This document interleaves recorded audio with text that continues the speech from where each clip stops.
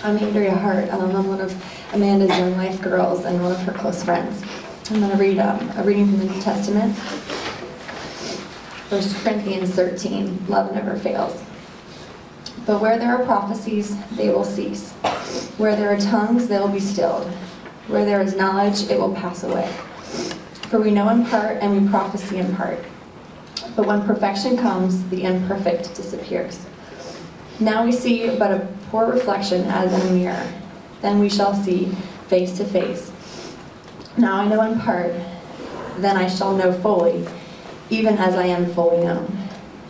And now these three things remain: faith, hope, and love.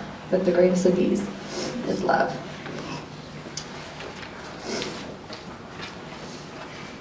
This is a tribute to Amanda written from Graham, Doris, and Megan.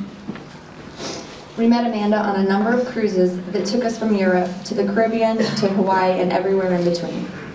Amanda was a particularly upbeat person. Her attitude toward her cancer and life in general was truly an inspiration. I fondly remember her with Addison on shore excursions and at dinner times with her family. She had a resilience that no illness or crappy news seemed to shake. It is truly a rare and wonderful trait. The last time I saw Amanda was when she and Sean, Addison, and Amanda's parents visited Hawaii. Despite her own discomfort, I think the opportunity to share this special time with family and her extended family of cruising friends, known affectionately as fools, was a tonic for her. We all loved Hawaii, but to her I think it was an extra special memory. Our family thinks of Amanda daily, not only during her battle with cancer, but since.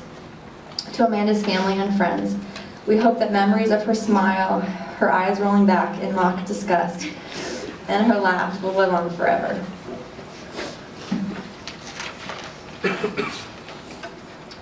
This is a tribute to Amanda from her dear friend, Chris Nefrada.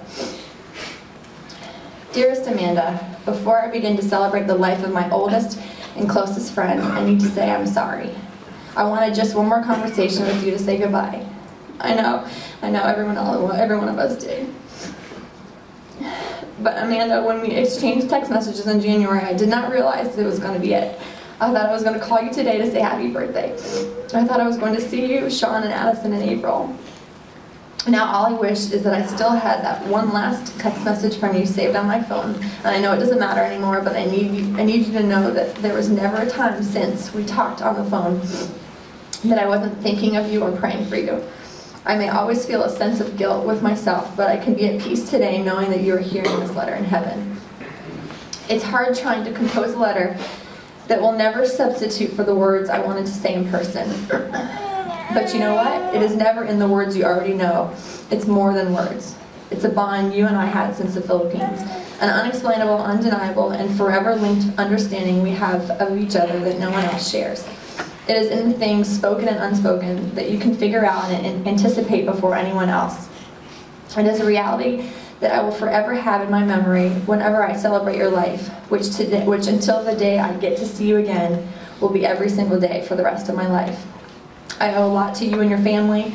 You are my beacon for living by example through a faith that is real and not just assumed. When I visited you in Melbourne for the first time in 1995, I witnessed my own rejuvenation from a place in my life where I was more lost than focused. It was the week I spent with you and your family, all of your friends, and at your church. I came back to California with a renewed sense of purpose. I was only amateur at best before that time. You helped me understand God's plan for me and for the rest of my life. You encouraged me to remain steadfast when I found myself reverting back. You were and will always be the angel on my shoulder. Today I join your family and your friends to celebrate your amazing life. A life that began with numerous memories of Mactan Drive, 23230 action, wine coolers in the park with Becky feeling funny after 2 sips, the Nelsons, Depeche Mode, you teaching me how to put my contact lenses in for the first time, the Frogs, Krista's obsession with Jordan Knight, writing real letters that go in real envelopes, and of course, who can forget FGP? Memories of me and you and Heather are so plentiful. There's the California visit, which included the Edge and the Palladium, Monterey and Santa Cruz, and the Crazy Lady's house. A big part of my life, my home away from home, was Melbourne.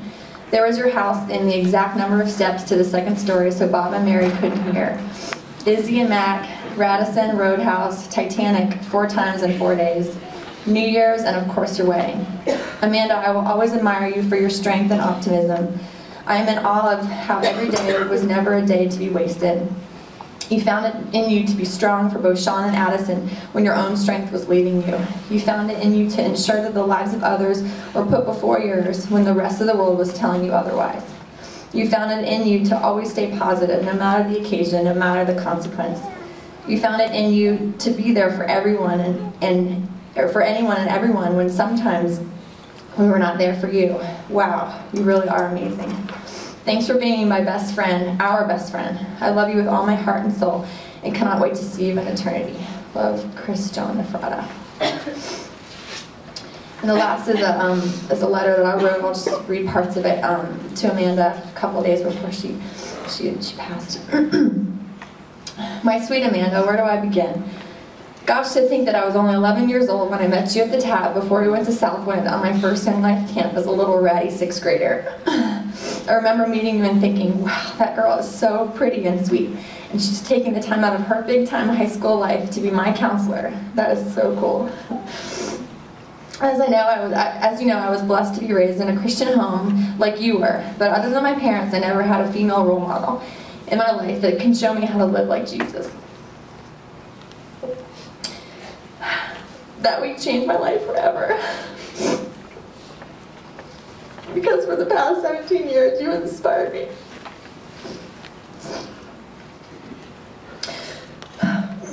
Through all the summers of camps, Bible studies, girls' nights, you always made me feel comfortable to bring my friends over to meet you and hang out or invite them to Young Life Club.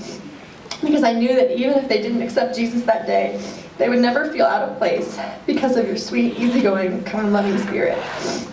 You never judged us for what we did wrong. You loved us through it all.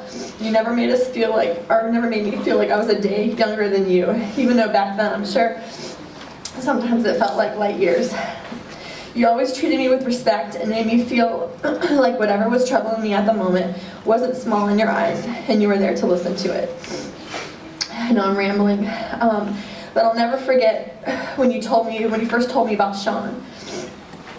We were on a bus going somewhere, Windy Gap, Lake Champions, one of the Young Life camps. I'm not exactly sure which camp, but I remember exactly where we were. We were sitting next to each other on the bus, and you were talking to me about this wonderful man named Sean that you worked with at Roadhouse. And I'll never forget the look in your eyes and the sound in your voice when you were talking about him. I was only in high school, probably a freshman at the time, but I knew that he was the one. And what a wonderful guy you chose. I feel like your wedding was just yesterday. I will always hear Shania Twain and think of you guys that day. I remember thinking that you were the most beautiful bride I'd ever seen. And looking at the two of you, I could not wait to see what your children look like. And well, Addison is just perfect in every way. I can't wait to get to know her more as she grows up. I know she doesn't really know me now, and I know that she has such wonderful aunts and grandmothers and friends for her to look up to, but I would love to share with her how wonderful you are and give her yet another Christian woman in her life that she can depend on. I can't tell you how much it means to me in so many ways. It is hard to understand why this is happening, and I've cried out for answers, even though I know we won't get them here. But what I can do is promise you that I will listen to what God is telling me to do with the next chapter in my life. I'm in a transition, and I know that God, for some bizarre reason, is using this horrible thing to teach me something and how to fulfill my next purpose here on earth for as long as I'm here. I promise to kiss on Brady, my son, and Alex, and then I'll kiss on them again, just until he pulls away, just like you told me to do, and then kiss him one more time. And I always think of you telling me that. Amanda, your legacy, your faith, your courage, your strength, your wit, your beauty, and your life will live on with me and so many others forever. I promise you that I will not take my days here for granted, and I will continue to live a life to glorify and honor God with your life as an example. I love you.